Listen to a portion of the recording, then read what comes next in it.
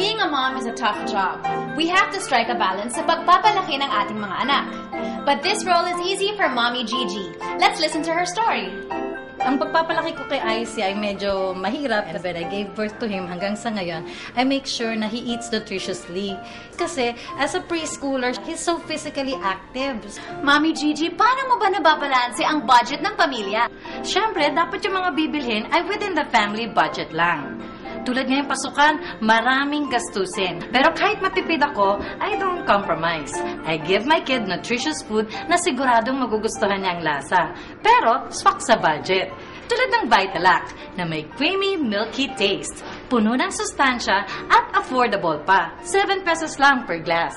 Tama ka dyan, Mommy. Sa halagang 7 pesos per glass, you can give your child milk with a balance of taste and nutrition sa tulong ng Vitalac. Vitalac has nutrients important for the development of the brain, body, and immunity of active and growing kids.